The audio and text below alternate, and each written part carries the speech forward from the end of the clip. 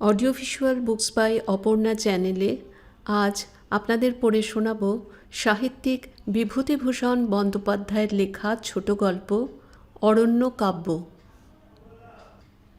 আমরা মাঠাবুরু বাংলোতে কয়েকদিন হলো গিয়েছি। বাংলোর পেছনে 200 হাতের মধ্যে দীর্ঘ মাঠাবুরু শৈলমালা। বনে আচ্ছন্ন উপত্যকার সমতলে খানিকটা জায়গা পরিষ্কার করে বন বিভাগের বাংলো। সেই ফাঁকা জায়গাটাতে বন বিভাগের লোকেদের যত্নে কুলু আপেল, নাশপাতি, বোম্বাই আম, কাশির পেয়ারা প্রভৃতি গাছ লাগানো হয়েছে। এখন চারা গাছ, চেরা শালকাঠের রেলিং দিয়ে ঘেরা। অদূরবর্তী মাঠা গ্রামের গরু ছাগল প্রভৃতির উপদ্রব থেকে রক্ষা করবার জন্যে। গ্রামের লোকসংখ্যা 50-60 ঘরের বেশি নয়। সবাই দরিদ্র, সবারই রাঙামাটির দেওয়াল দেওয়া খোলার ঘর। কেবল এক ঘর গৃহস্থের বাড়ি পাথরের দেওয়াল। তারাই নাকি গ্রামের জমিদার, বাবু খেতাবধারী। বাড়ির ছেলেদের উপাধি বাবু। ওদের মধ্যে একজনের সঙ্গে আমার আলাপ হয়েছিল। তার নাম দর্পনারায়ণ বাবু। সে বন বিভাগের আর্দালি, 20 টাকা মাসিক বেতন। গভর্নমেন্টের দেওয়া কুড়ুল ঘাড়ে দর্পনারায়ণবাবু বন বিভাগের রেঞ্জারের পেছনে পেছনে বন জঙ্গলে ঘুরে বেড়ায়। গ্রামের লোকের উপজীবিকা বন জঙ্গল থেকে কাঠ চুরি করে বাঘমুন্ডির হাটে বিক্রি করা। পাহাড়ের ওপর থেকে বেল, কেঁদ, পিয়াল, বুনো আলু, মিষ্টি ডুমুর, করঞ্জা প্রভৃতি বন্য ফল সংগ্রহ করে আনা এবং বন্য জন্তু শিকার। আগে এ কাজে কোনো বাধা ছিল না। এখন বন বিভাগের কর্মচারীদের কড়াকড়িতে সকলেই ব্যতিব্যস্ত হয়ে পড়েছে। আমরা বাংলোর সামনের মাঠে বেতের বড় বড় ইজি চেয়ারে শুয়ে গল্পগুজব করছিলাম। মিস্টার মিশ্র ফরেস্ট অফিসার ট্যুরে এসেছেন। তাঁর সঙ্গে এসেছেন বাবু রতনলাল খাস্তগির, পিডব্লিউডির ইঞ্জিনিয়ার, বিলেত ফেরত ও কেতাদুরস্ত লোক। আর আছেন বাঘমুন্ডি সার্কেলের ভারপ্রাপ্ত ইঞ্জিনিয়ার মিস্টার সরকার। ইনি নতুন চাকরি পেয়ে কাজে যোগ দিতে যাচ্ছেন 9 মাইল দূরবর্তী বাঘমুন্ডি নামক বনবেষ্টিত ক্ষুদ্র গ্রামে। কয়েক মাস হলো বর্মা থেকে অতি কষ্টে প্রাণ নিয়ে পালিয়ে এসেছেন, জাপ অভিযানের তোড়ের মুখে। মিস্টার সরকার চা খেতে খেতে বলছিলেন তাঁর বর্মা থেকে প্রত্যাগমনের রোমাঞ্চকর কাহিনী। 5 টাকা সের চাল কিনে সঙ্গের 9টি প্রাণী কোনো রকমে প্রাণ ধারণ করে এসেছিলেন এক থাবা ভাত খেয়ে। রাত্রে বন্য অঞ্চলে বাঘের উপদ্রব তাঁবুতে। পথে কলেরায় 1-2টি করে 6টি কাবার, 9টির মধ্যে। ফাল্গুনের শেষ। বাংলোর পিছনে মাঠাবুরু পাহাড়ে করঞ্জা ফুল ফুটেছে। তার সুগন্ধ ঠিক জুঁই ফুলের মতো তীব্র। বাতাস মাতিয়াছে করঞ্জা ফুলের ঘন বাসে। রহস্যময় পর্বতারণ্যে বনকুক্কুটের ডাক এই খানিক আগেও শোনা যাচ্ছিল। আবার গভীর রাত্রে সেদিন শুনেছি অদ্ভুত কি এক জন্তুর আওয়াজ। কেউ বললে বাঘ, কেউ বললে সম্বর হরিণ। মিস্টার সরকার বললেন এই জায়গাটা বড় চমৎকার, সত্যি বেশ অদ্ভুত ধরনের সিনারি। আমি বললাম স্বপ্নলোকে বাস করছি কদিন, আবার কলকাতায় গিয়ে আপিস করতে হবে, সেই ভয়ে কাঁটা হয়ে আছি। মিস্টার মিশ্র বললেন কাল আপনাকে মাঠাবুরু পাহাড়ের ওপরকার বনে নিয়ে যাব, কত রকমের ফুল ফুটেছে দেখবেন ওই সময়। মিস্টার সরকার বললেন আমিও যাব। আমি বললাম আপনি কাল কাজে জয়েন করবেন না? না, আমার জিনিসপত্র এখনও বলরামপুর থেকে আসেনি। কিন্তু এরপরে আপনি বাঘমুন্ডি যাওয়ার মোটর পাবেন না।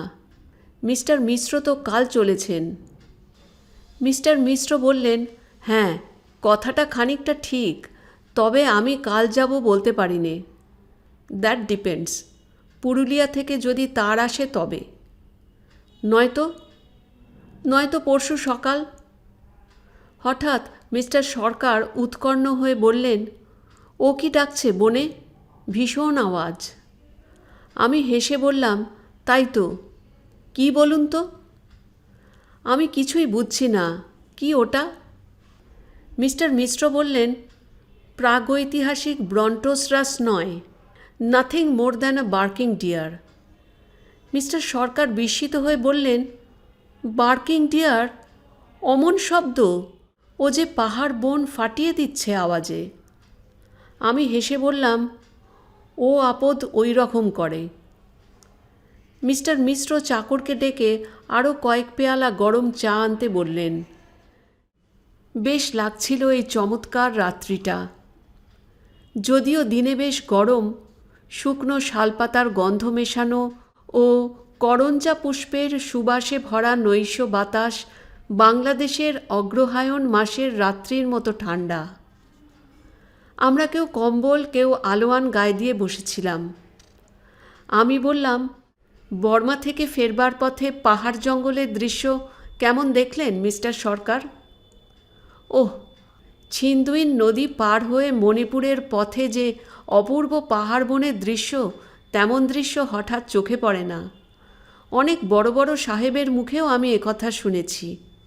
যারা অনেক বেরিয়েছে, অনেক জায়গা গিয়েছে, তারাও বলেছে, ভগবানের তৈরি দুনিয়ার একটা ভালো জিনিস যদি কেউ দেখতে চায়, তবে যে ভ্রমণ করতে ইচ্ছুক, যার বুকে সাহস ও উৎসাহ আছে, সে যেন মণিপুর বর্মা রোড ধরে ছিন্দুইন নদী পর্যন্ত যায়। চোখ সার্থক হবে। যদি পয়সা খরচ করে, পয়সাও সার্থক হবে। ভৃত্য সবাইকে গরম চায়ের পেয়ালা দিয়ে গেল।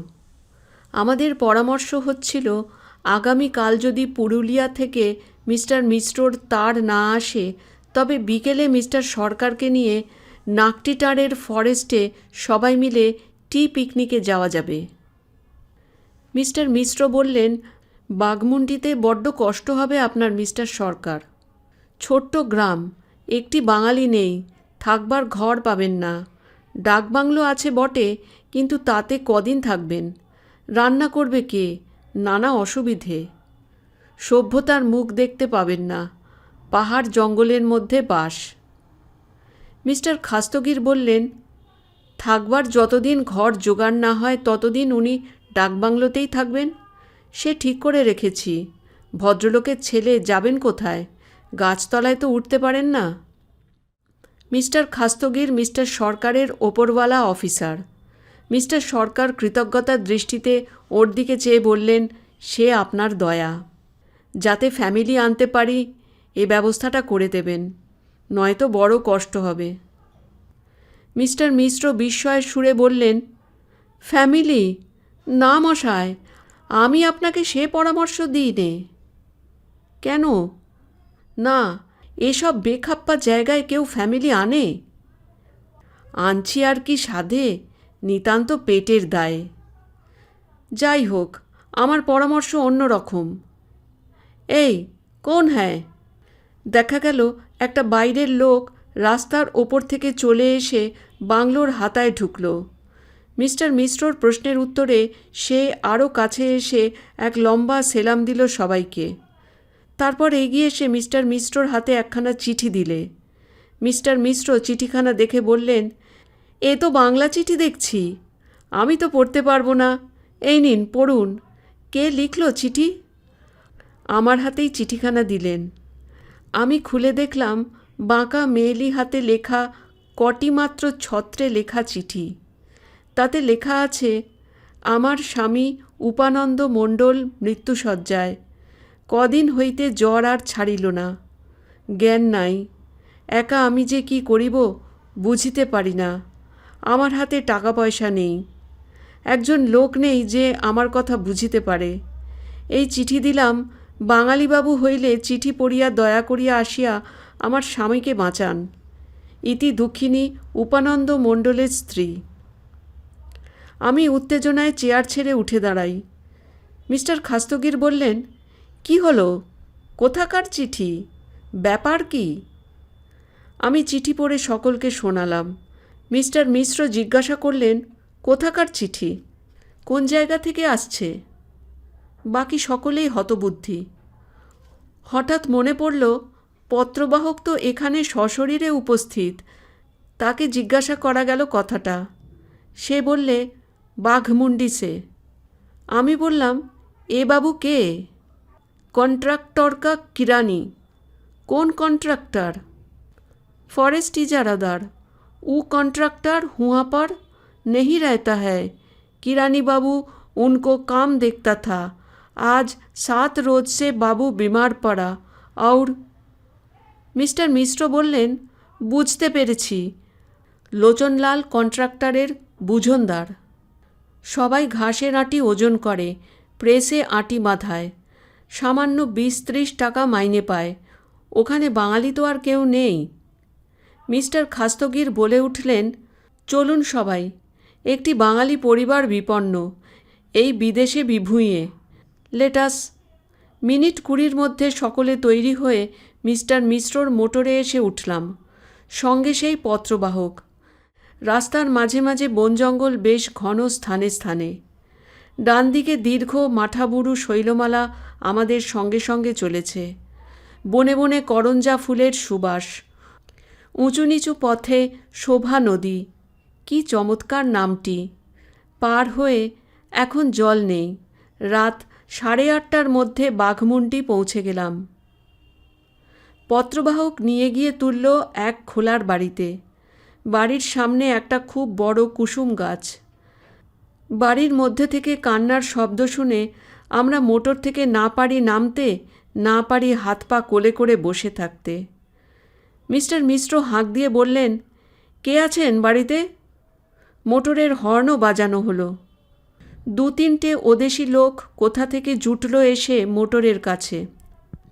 মিস্টার মিশ্র তাদের বললেন, এখানে এক বাঙালি বাবুর অসুখ। ওরা সাহেবি পোশাক পরা সব লোক দেখে থতমত খেয়ে গিয়েছিল। সেলাম দিয়ে সংক্ষেপে বললে, ও বাবু মর গিয়া। আমরা সবাই প্রায় একসঙ্গে বলে উঠলাম, সে কি, কখন? বেলা 3 বাজে। সৎকার হয়েছে? নেহি বাবু। লাশ কোথায়? बाड़ी में अभी तक है। क्या करे बाबूजी, हम लोग तो मुसलमानी है। বাঙালি হিন্দু को लाश कौन ले जाएगा? পত্রবাহকটির কথা আমরা ভুলে গিয়েছিলাম। সে বাড়ির ভিতর থেকে এসে আমাদের বললে, মাইজি ডাকছেন আপনিদের। বাড়ির মধ্যে গিয়ে যে দৃশ্য চোখে পড়ল তা বড়ই করুণ। খোলার ছোট বাড়ির মধ্যে 2-3খানা আলোকবিহীন ঘর। একটা ঘরের দাওয়ায় 2-3টে ছোট ছোট ছেলে মেয়ে বসে কাঁদছে। ঘরের মধ্যে উঁকি মেরে প্রথমটা ভালো দেখতে পাওয়া গেল না। তারপর দেখি দড়ির খাটিয়ায় কে যেন শুয়ে আছে। তার পাশে মেঝের ওপর বসে একটা মেয়ে কাঁদছে। বিহারের পল্লীগ্রামের ঘর। ভালো আলো বাতাস আসবার ব্যবস্থা নেই এসব ঘরগুলোতে। খোলার দোতলা করবে অথচ উপযুক্ত পরিমাণে জানালা থাকবে না। আমাদের দেখে মেয়েটি আরও চিৎকার করে কেঁদে উঠল। ওই অসহায় সদ্য বিধবার কান্না যেন আর্তনাদের মতো শোনাল। তার মধ্যে স্বামীর জন্যে শোক কতকটা নিশ্চয়ই আছে, তার চেয়েও বেশি আছে নিজের কি উপায় হবে তার জন্যে আতঙ্ক বোধ। আমরা যে কজন উপস্থিত আছি সেটা খুব ভালো করেই বুঝলাম, বাঙালি বিহারি সবাই। মিস্টার খাস্তগির বললেন সান্ত্বনার সুরে, কাঁদবেন না মা, আমরা যখন এসেছি তখন সব ব্যবস্থা হচ্ছে। মিস্টার মিশ্র ঘরের মধ্যে উঁকি মেরে দাওয়া এসে দাঁড়িয়ে বললেন, ওহ, সো ভেরি স্যাড। আমাদের আসতে দেখে 2-5টি লোক বাড়ির মধ্যে ঢুকল। এতক্ষণ কেউ ছিল না। মিস্টার মিশ্র তাদের ধমক দিয়ে বললেন, বাঘমুন্ডি গ্রামে কি এমন একজন মেয়ে মানুষ নেই যে এই বিপদের সময় এখানে এসে দাঁড়িয়ে একটু সান্ত্বনা দেয়? শুধু পয়সা করতেই এসেছে সব এখানে, মনুষ্যত্ব শেখেনি। এখানে বেশিরভাগ লোক মুসলমান। আড়া জেলা প্রভৃতি জায়গা থেকে এসেছে বন্য পালা কেনাবেচা করবার জন্যে। ছোট গ্রাম, তবে বন্য পালার মস্ত বড় হাট বসে এখানে ফি সোমবারে। এ ব্যবসা উপলক্ষে অনেকগুলি বিদেশি লোক এখানে এসে বাস করছে। অনেকেই খোলার ঘরদোর বানিয়েছে, নিজেরা থাকে আবার ভাড়াও দেয়। হিন্দুও এদের মধ্যে অনেক। সত্যই রাগ হয় বটে, এই লোকগুলো কী রে বাবা! কেউ নেই ওর আত্মীয় স্বজন এখানে? সদ্য বিধবা একটি মেয়ে, স্বামীর মৃতদেহ আঁকড়ে পড়ে আছে বিদেশ বিভুঁইয়ে। এ অবস্থায় তাকে সান্ত্বনা দিতেও তো 2-4টি স্থানীয় মেয়ে ছেলের আসা উচিত ছিল। শুনলাম নাকি এসেছিল। একেবারে যে আসেনি তা নয়, কিন্তু এই ভদ্রলোকের মৃত্যু হয়েছে বেলা 3টের সময়, আর এখন রাত 9টা। 6 ঘন্টা ধরে কে বসে থাকবে এখানে? বাড়িঘরের কাজকর্ম সকলেরই আছে কি না? এ যুক্তি অকাঠ্য, কাউকে দোষ দেওয়া যায় না। যদি দোষ দিতে হয় তবে মেয়েটির অদৃষ্টকে। আমি বললাম, মা, কান্নাকাটি করে আর কি করবেন? যা হবার তা হয়ে গেছে। এখন সৎকার করবার ব্যবস্থা করতে হবে সকলের আগে। একটু বাইরে আসুন, আমরা জিজ্ঞেস করি। মেয়েটি বাইরে এসে দাঁড়ালো। কপাল কুটেছে, ঢিবি হয়ে ফুলে আছে কপালটা। বয়স 23-24 কি বড়জোর 25-এর মধ্যে। আধময়লা শাড়ি পরনে, রাত্রি জাগরণে এবং দুশ্চিন্তায় মুখ শীর্ণ। তবুও কেমন মনে হয় মেয়েটি একসময় নিতান্ত খারাপ ছিল না দেখতে। রং ময়লা নয়, বরং ফর্সাই। হাতে দুগাছা সরু রুলি, গাছকতক কাঁচের চুড়ি। ওর চোখে মুখে গভীর নিরাশা আঁকা রয়েছে। অবলম্বনহীন নিঃসম্বল জীবনের আতঙ্ক ওর মুখের প্রতিরেখায়। মিস্টার খাস্তগীর ও আমার প্রশ্নের উত্তরে ওদের ঘটনা যা জানা যায় তা এই যে, ওর স্বামী উপানন্দ মণ্ডল এখানে ফরেস্ট কন্ট্রাক্টরের কেরানি। লোচনলাল কন্ট্রাক্টর বড়লোক, তার বহু জায়গায় ওরকম কত লোক মাইনে করা আছে। সে নিজে থাকে ধানবাদে, এখান থেকে বহু দূর, তাও এক জায়গায় থাকে না। আজ আছে কলকাতায়, কাল গেল খড়গপুর। উপানন্দ মণ্ডলের বাড়ি পুরুলিয়ার কাছে কি গ্রামে, কিন্তু মেয়েটির বাপের বাড়ি নদিয়া জেলায়। আজ 10 বছর বিয়ে হয়েছিল, ওই 3টে সন্তান তার ফল।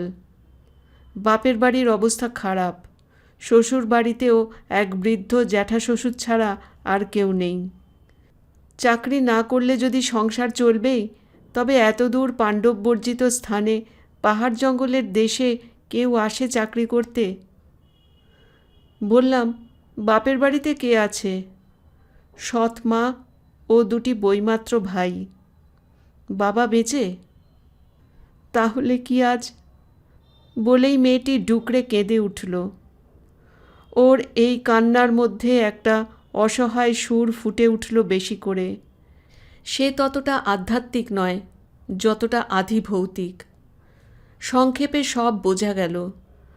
হাতে এমন পয়সা যার নেই যে কাল কি খাবে, তার আধ্যাত্মিক ক্রন্দনের সময়টা নয়। তা স্বামী স্ত্রীর মধ্যে যত গভীর দাম্পত্য প্রেম থাকুক না কেন। মিস্টার খাস্তগীর আমাদের ইংরেজিতে বললেন, শেষকালে মৃতদেহ কি আমাদেরই বইতে হবে নাকি? বললাম, গতিক দেখে তাই মনে হচ্ছে। এখন এত রাত্রে? সকাল 3টে থেকে সারা রাত মরা পড়ে থাকবে বাড়িতে? সে হয় না। আমাদের মোটর আসতে দেখে এবার অনেক লোক জড়ো হয়েছে বাড়ির উঠোনে ও বাড়ির সামনে। তাদের কাছে খবর নিয়ে জানা গেল পথে শোভা নদী পার হয়ে এসেছি, ওরই ধারে শ্মশান। তবে বর্ণহিন্দু বলতে যা বোঝায় তা বাঘমুন্ডি গ্রামে নেই। সুতরাং বর্ণহিন্দুর সৎকার প্রথা এখানে যথাযথভাবে পালন করা হয় না। যেখানে যার খুশি সৎকার করে। এত রাত্রে সেই শোভা নদীর ধারে যেতে হবে? সে এখান থেকে 3 মাইলের কম নয়। মিস্টার মিশ্র বললেন, লাশ আমার মোটরে তুলুন, আমার আপত্তি নেই। চলুন নদীর ধারে। এই প্রস্তাবে আমার আপত্তি জানালাম। ওর আপত্তি না থাকতে পারে, কিন্তু হয়তো ওর স্ত্রীর আপত্তি থাকতে পারত। ওর এ উদারতার সুযোগ নেওয়া উচিত হবে না। ঝোঁকের মাথায় অনেকে অনেক কিছু বলে বই কি। সে রাত্রে কোনো ব্যবস্থা করা সম্ভব হয়ে উঠত না, কিন্তু ভুবনেশ্বর বাণুজ্যে বলে একটি মানভূমবাসী লোককে পাওয়া গেল হঠাৎ ভিড়ের মধ্যে। তাকে স্থানীয় বন্য লোকের ভিড় থেকে চিনে নেওয়া অসম্ভব হতো, যদি না ওদের মধ্যে কেউ বলে উঠত ওর দিকে আঙুল দিয়ে দেখিয়ে, এ ব্রাহ্মণ আছে। কে ব্রাহ্মণ আছে? কই? একজন কালো ভূতের মতো লোক সলজ্জভাবে ভিড়ের মধ্যে থেকে বার হয়ে এসে একপাশে দাঁড়ালো। অতি ময়লা, 8 হাতি মোটা কাপড়, ধুলো মাটি লেগে রাঙা হয়ে গিয়েছে কাপড়খানা। রাস্তার কুলির কাজ করে কিনা কি জানি। অতি গরিব ব্যক্তি। তাকে জিজ্ঞাসা করা হলো, সৎকার কোথায় হয়? সে বললে, সেই নদীটার ধারে বালিয়ে, অর্থাৎ শোভা নদীর ধারে বালির ওপর। সে যেতে রাজি আছে। বিস্মিত হলাম যে সে কোনো পয়সার দাবি করলে না। সৎকারান্তে পরদিন তাকে কিছু বকশিস দিতে গেলেও সে প্রথমটা নিতে চায়নি। এটাও বুঝেছিলাম তার এই প্রত্যাখ্যান মৌখিক নয়, আন্তরিক। শোভা নদীর ধারে সেই চিতা সাজিয়েছিল, ঘন ঘন কাঠ জুগিয়েছিল। অবশ্যই আমরা মৃতদেহ নিজেরা বহন করলেও কাঠ মোটরে নিয়ে গিয়েছিলাম। তবে বড্ড বকে, এইমাত্র ওর দোষ। কিন্তু অক্লান্ত কর্মী, কাজে ফাঁকি দিতে জানে না। সারা রাত শোভা নদীর তীরবর্তী বনভূমি থেকে শুকনো শালের ডালপালাও তাকে সেই রাত্রে সংগ্রহ করে আনতে হয়েছিল। কৃষ্ণা দ্বাদশীর ক্ষীণ চাঁদ যতটুকু ম্লান জ্যোৎস্না দান করলে শোভা নদীর বালির চরে, তাতেই শেষ রাত্রে আমরা আমাদের কাজ সমাধা করে ভোর হওয়ার সঙ্গে সঙ্গে মোটরে উঠে আবার বাঘমুন্ডি ফিরে এলাম। মেয়েটির ঘরদোর ওরই মধ্যে বেশ সাজানো। বিদেশে গেরস্থালি পেতেছিল বেশ একটু সাজিয়েই। মেয়েটির হাতের কারিকুরি, নিজের হাতে বোনা উলের কুকুর, পতি পরম গুরু ইত্যাদি দেওয়ালে টাঙানো আছে কাঠের ফ্রেমে বাঁধানো অবস্থায়। সরস্বতী, মা কালীর ছবি, একখানা ক্যালেন্ডার, খানকতক টাঙানো ধুতি একটা আলনায়, দুটো টিনের তোরঙ্গ একটা কাঠের বেঞ্চিতে বসানো ঘরের একদিকে, অ্যালুমিনিয়ামের ছোট ডেকচি একটা, সাজা পানের ডিবে ঝকমক করছে। কষ্ট হলো ভেবে এই গৃহস্থালি ভেঙে যাবে আজই। যে ভিত্তির উপর দাঁড়িয়েছিল এ দুদিনের বাসা, তা আজ টলেছে। কত গৃহস্থালির এই একই দুঃখময় ইতিহাস প্রত্যক্ষ করেছি। মেয়েটির নাম কি জানি নে। পতি পরম গুরু বোনা ছবির তলায় লেখা আছে শৈলবালা দেবী। বোধহয় ওই নামই হবে ওর। আমরা ফিরে এলে শৈলবালা খুব কাঁদলে। এইবার আমাদের বকুনির ফলে জন্দই স্ত্রীলোক দেখলাম ওর কাছে রাত্রে ছিল। আমাদের পরামর্শ সভা বসল। মিস্টার মিত্র বললেন, এখন কি করা হবে বলুন। আমি গিয়ে মেয়েটিকে জিজ্ঞেস করলাম, হাতে কি আছে আপনার? জানা গেল গোটা 2 টাকা ছাড়া কিছু নেই। অসুখের জন্যে সব খরচ হয়ে গিয়েছে। তার উপর স্থানীয় মুদির দোকানে 18-19 টাকা দেনা। 2 মাসের বাড়ি ভাড়া বাকি। বাড়িওয়ালা হরদম তাগাদা দিচ্ছে। আমি বললাম, আপনার বাপের বাড়িতে খবর দেব? এখন কান্নার সময় না, ভেবে বলুন। সেখানে কোথায় যাব? সৎ মা ও 2 বৈমাত্র ভাই, তারা আমাকে স্থান দেবে না। শ্বশুরবাড়িতে খবর দিন তবে। এক বুড়ো জেঠ শ্বশুর আছেন, তিনি একা থাকেন, রান্নাবান্না করেন, খান। কৃপণ? তা নয়, গরিব। 2 ছেলে ও 2 নাতি মারা গিয়েছে। কেউ নেই। চলে কিসে? কোনো রকমে চলে। সামান্য 2টো ধান হয় জমিতে, লোকের চিঠিপত্র আর দলিল লিখে কিছু পান, সেও আজকাল আর চোখে দেখেন না। তিনি কি জায়গা দেবেন? তিনি তো আমার শ্বশুরের সঙ্গে এক সংসারে ছিলেন না। তিনি পৃথক হয়েছিলেন অনেক দিন আগে, আমার বিয়েরও আগে। আপনার স্বামীর বাড়িঘর নিশ্চয়ই আছে? খোলার বাড়ি ছিল, মাটির দেওয়াল। এতদিন আমরা বিদেশে, বাড়িঘরের অবস্থা কীরকম আছে কি জানি। সব তথ্য সংগ্রহ করে এসে আবার পরামর্শ করতে বসি আমরা। এখানে রাখলে দেখাশুনো করবে কে? তাছাড়া জায়গা ভালো না, হাটবাজার করে এনে দেবে এমন লোক নেই, উঁকি মেরে কেউ দেখবে না। অনেক ভেবে জেঠ শ্বশুরকেই টেলিগ্রাম করা গেল। আমি বললাম, তাতে ফল কি হবে? তার কি মাথা ব্যথা পড়েছে, তিনি ছুটে আসবেন কোন দুঃখে। মিস্টার খাস্তগির বললেন, তবে কি সৎমাকে খবর দেবেন? তার দায় পড়েছে উত্তর দিতে। আপনি কি বলেন? আমার মাথায় কিছু আসছে না। চলুন এখান থেকে মেয়েটিকে আমরা ডাকবাংলায় নিয়ে যাই। এখানে একদিনও রাখা চলবে না, জায়গা খারাপ। বাড়িওয়ালাকে ডেকে জানা গেল 20 টাকা বাড়ি ভাড়া বাকি, মুদির দোকানেও টাকা 20, এই গেল 40 টাকা নগদ। তারপরে শ্বশুরবাড়ি পাঠানোর খরচ টাকা 15, হাতে কিছু দেওয়ার দরকার শ্রাদ্ধের খরচের জন্য 100 টাকা। মোটরে করে বিকেলে মেয়েটিকে ডাকবাংলোতে আনা গেল। জিনিসপত্র সামান্যই ছিল, গরুর গাড়িতে ডাকবাংলায় পৌঁছবার ব্যবস্থা করে দেওয়া গেল। ওদিকের ঘরটি ওদের জন্য ঠিক করে ওদের হব্বিষ্যির ব্যবস্থার জন্যে লোক পাঠানো গেল ভোজরির বাজারে। গ্রাম থেকে একটি স্ত্রীলোক ঠিক করা গেল শৈলবালার কাছে দিনরাত থাকবে। 2 দিন 3 দিন কেটে গেল। কা কস্য পরিবেদনা, না বাপের বাড়ি না শ্বশুর বাড়ি, টেলিগ্রামের জবাব এলো না কোথা থেকেও। মিস্টার খাস্তগির বললেন, পুরুলিয়ায় হিন্দু মহাসভার সেক্রেটারি ললিতবাবুকে একবার খবর দেওয়া যাবে, এই যে বিষম দায় পড়া গেল। মিস্টার মিশ্র বললেন, আমাদের ডাকবাংলোয় থাকবার মেয়াদও ফুরিয়ে এসছে তো, আমরাই বা ওকে নিয়ে এখন কি করি? আমি বললাম, অনাথ আশ্রম আছে না একটা ওখানে, বা এই রকম কিছু। মিস্টার খাস্তগির বললেন, খ্রিস্টান মিশনারিদের, সে কথা বাদ দিন একেবারেই। মহা ভাবনায় পড়া গেল। কারোর মাথায় আসছে না কিছু। পরের মেয়ে নিয়ে এসে যে বিষম বিপদ দেখছি। শৈলবালা বেশ সেবাপরায়ণা, আমাদের জন্য চা করে পাঠিয়ে দেয়, খাবার করে। ডাকবাংলোর রান্নাঘরে গিয়ে নিজে রান্নার তদারক করে, আর সব সময় যেন কাঁদে। ওর ওপর নিষ্ঠুর হওয়া যায় না, একটা কিছু উপায় করতে হবে ওর, অথচ কিভাবে কেউ বুঝতে পারছি না। আরও 3 দিন কেটে গেল। বিদেশে আমরা এমন বেশি কিছু টাকা নিয়ে বেরোইনি, এখন শৈলবালার কি করা যায়? আমরা ডাকবাংলা থেকে চলে গেলে ওর উপায় কি হবে? কোথায় রেখে যাব ওকে? দিই বা কোথায় পাঠিয়ে?